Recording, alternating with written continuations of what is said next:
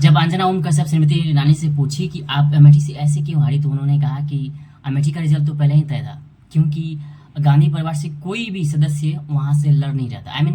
कहने का उनका मतलब ये था कि वहां पे ऐसे ही कोई खड़ा था और पहले ही से रिजल्ट कहीं ना कहीं तय था। और हम जानते हैं कि क्या था मामला, क्योंकि जब से वो सत्ता में थी, जब वो पावर में थी, तो क्या कर रही थी, कैसे चिल्ला रही थी, कैसे ईगो दिखा रही थी। और भैया जो सत्ता में होते हैं उनको नर्म रहना चाहिए, क्योंकि आज सत्ता में है, कल नहीं है, आज पावर में है, कल नहीं है। लोगों ने उनका असली रूप देखा और उनको नकारा, इतने अजीब से नकारा तो तिल मिला गई। आगे वीडियो में देखेंगे आखिर वो तिल मिलाई कैसे।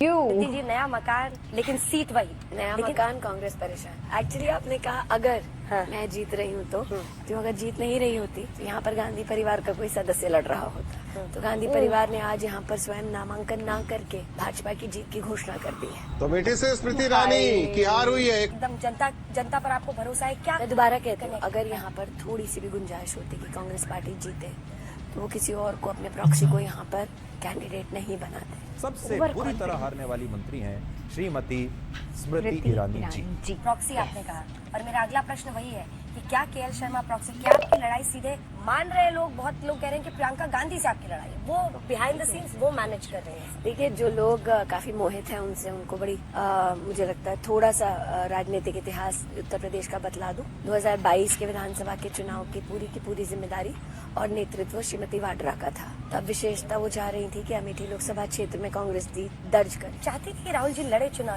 मेरे चाहने ना चाहने से ब्रह्मांड नहीं चलता। आज भी गांधी परिवार का यहाँ से ना लड़ना, भाजपा का प्रत्याशी कौन है, पुनः भाजपा का एक साधारण कार्यकर्ता है, तो पूरे परिवार में जो कांग्रेस पार्टी का मुख्य केंद्र बिंदु है उसमें एक व्यक्ति ऐसा नहीं मिला, अथवा कोई उनका ऐसा जुझारू नेता उनको नहीं मिला जो अमेठी से चुनाव लड़ ले। ये हार उन्हें राहुल गांधी से नहीं मिली है, ये हार उन्हें कांग्रेस पार्टी के एक कार्यकर्ता किशोरी लाल शर्मा से उनको इतनी बड़ी हार मिली है। तो मेरा ये मानना है कि आज इस भूमि से दो इतिहास रचे गए।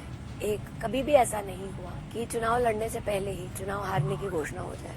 अरे भाई, चुनाव हारने की घोषणा, जैसे कि मैंने कहा, जीत की अगर थोड़ी सी भी गुंजाइश होती तो ये सीट नहीं छोड़ती। कि इन नेताओं को ये भी समझना चाहिए कि सत्ता स्थायी नहीं होती, इसलिए इन नेताओं को अपनी विनम्रता कभी भी नहीं छोड़नी चाहिए। 400 अभी भी व्यावहारिक लग रहा है। लोग कह रहे हैं फर्स्ट और सेकंड फेज में वोटर में उदासीनता है, वो कोई लहर नहीं है। मैं बताऊं मोदी मैजिक क्या है, जीतने के लिए 272 ही चाहिए। ये सबका फोकस 400 पे है। क्यों? क्योंकि नरेंद्र मोदी ने वो लकीर खींची है। कुछ भी मोदी जी ने बोला है तो कुछ भी मजा आया।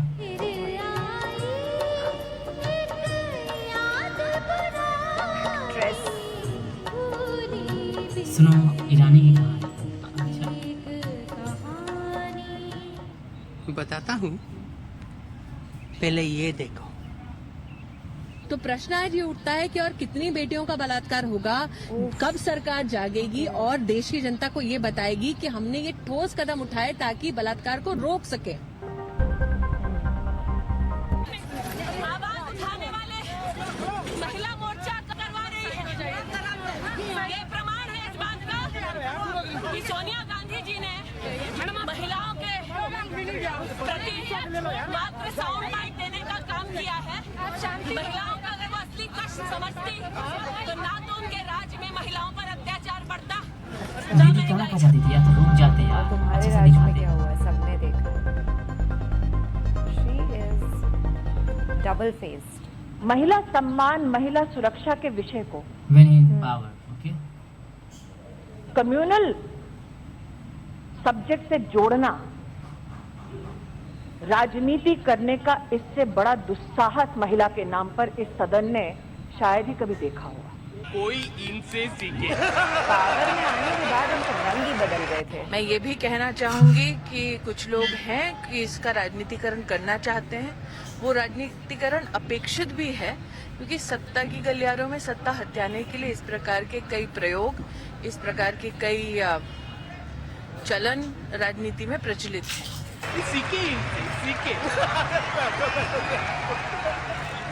ये वही स्मृति जी हैं जिन्होंने निर्भया के मामले में सड़कों पर धक्के खाए थे, सियासी हमले बोले थे और अब खामोश हैं। अबे हमें क्यों दिखा रहा है सब? महिलाओं के लिए सबसे खतरनाक देश कौन सा है? सीरिया, अफगानिस्तान या पाकिस्तान? जी नहीं, एक अंतर्राष्ट्रीय सर्वे के मुताबिक वो देश है भारत।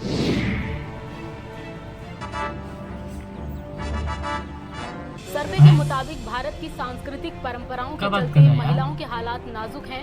मानव तस्करी, महिलाओं को सेक्स धंधों में धकेलने के लिहाज से भारत अव्वल है। इसके अलावा एसिड अटैक, खतना, बाल विवाह, मैरिटल रेप को भी रिपोर्ट का आधार बनाया गया है।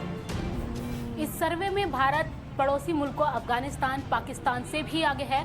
बता दें कि साल 2011 में हुए थॉमसन रॉयटर्स फाउंडेशन के सर्वे में अफगानिस्तान, कांगो और पाकिस्तान के बाद भारत को चौथे नंबर पर महिलाओं के लिए सबसे खतरनाक देश माना गया था।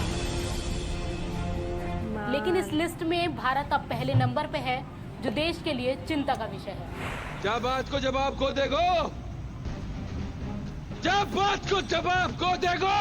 जब बात कभी गिरगिट को देखा है वो कैसे रंग बदलता है? नहीं, तो तुम स्मृति ईरानी जी को देखना। जब वो पावर में नहीं थी, जब वो सत्ता में नहीं थी, तो कितनी बड़ी बड़ी हाँक रही थी, और जब वो पावर में आई तो सिर्फ कांग्रेस कांग्रेस कर रही थी, बीजेपी कर रही थी, मोदी कर रही थी। यार वो काम कब कर रही थी? इसलिए तो अमेठी में इतनी भयंकर हारी कि देखकर उनको लगा कि यार जब ऐसे नेता हार सकते हैं तो मोदी जी भी तो हार सकते हैं कभी। देखो, ये जो पावर वाला बात है ना, वो पावर हमारे हाथ में है, हमारे जैसे लोगों के हाथ में। कब किसके हाथ में चला जाएगा कोई नहीं जानता। तो यार जब आपके हाथ में पावर होता है थोड़ा कर लो यार, कहाँ जाता है। कुछ महिलाओं के लिए जो अपने वादे किए हैं कुछ का उसे पूरा कर लो, ताकि आपकी इज्जत कम से कम बची रहे। अब अमेठी जैसे आप किसी एक कार्यकर्ता से हार जाते हो तो आपकी इज्जत कहाँ रह जाती है। बहुत चिंता का विषय है जब मैडम मैंने देखा है कि महिलाओं के लिए सबसे एक नंबर पर खतरनाक देश अपना भारत। ये सोचने वाली बात है। बाकी तुम पे छोड़ते हैं कि तुम क्या सोचते हो। और स्मृति जी, यार ये जब मोदी जी बोले थे कि 400 पार होंगे, तो ये भी बोल रहे थे 400 पार होंगे, लेकिन अमेठी में इनका जो तुम किसी भी इंटरव्यू में देखना, जब ये बोलती थी कि अमेठी में कोई भी आकर दिखा दे और मुझे हरा कर दिखा दे, तो कांग्रेस का सिर्फ एक जस्ट ऐसे समझ लो कि एक नौसिखिया इनको हरा दिया। तो सोचने वाली तो बात है कि ऐसे हराया जैसे कि वैसे बेइज्जत कर दिया साफा।